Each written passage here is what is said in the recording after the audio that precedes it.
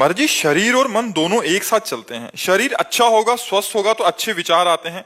महाराज जी, आप बीमार होने पर भी इतने शुद्ध विचार और इतने ऊर्जावान कैसे हैं महाराज जी? हम शरीर में नहीं रहते,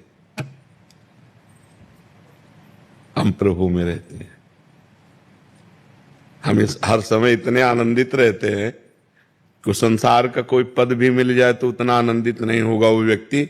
हम उतना आनंदित रहते हैं क्योंकि हम प्रभु में रहते हैं, शरीर में नहीं रहते। शरीर तो परेशान ही है, शरीर में तो रहना, अगर शरीर में रहते होते तो परेशानी ही परेशानी है। हमारा मन जो है वो भगवान ने ले लिया है, तो मन भगवान में रहता है, हम भगवान में रहते हैं, इसलिए आनंद रहता है। भगवान आनंद सिंधु है ना, तो आनंद रहता है। उसी आनंद में सब हो रहा है। अगर शरीर में तो बहुत परेशानी हो जाए, किडनी खराब है, डायलिसिस होता है, क्या क्या समस्याएं, फिर उन्हीं समस्याओं में हम डिप्रेशन में पहुंच जाते हैं। लेकिन तो इसीलिए सबसे प्रार्थना करते हैं कि यदि सुख, शांति और आनंद चाहते हो, दुख, भय, चिंता, शोक से मुक्त होना चाहते हो, तो भगवान का नाम जप करो।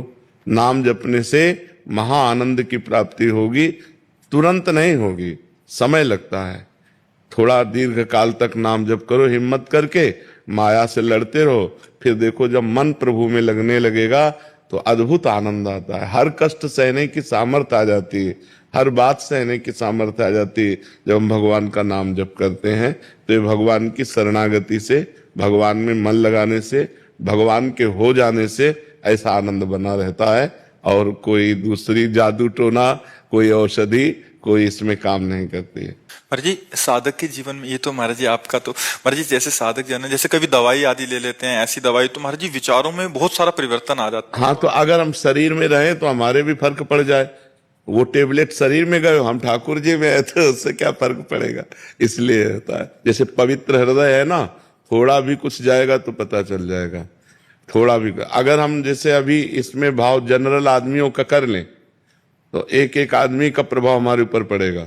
और जब हम पहले ही भाव किए मेरे भगवान इस रूप में आए, तो कोई प्रभाव नहीं पड़ेगा।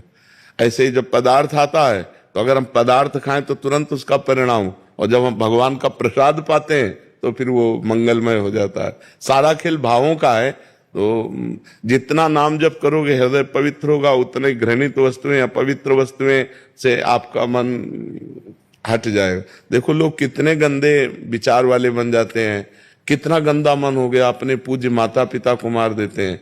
तो ये शराब पीना, मांस खाना, ये सब गंदी बुद्धि अपवित्र हो गई। तो राक्षसी बुद्धि, वो जो मन भावे सो कर रही है। तो हमें लगता है कि हमें पहले खान पान सुधारना चाहिए, नाम जप करना चाहिए, पवित्र आचरण करना चाहिए, तब हमारी आध्यात्मिक उन्नति हो, तब हमारी लौकिक आनंद प्राप्त हो।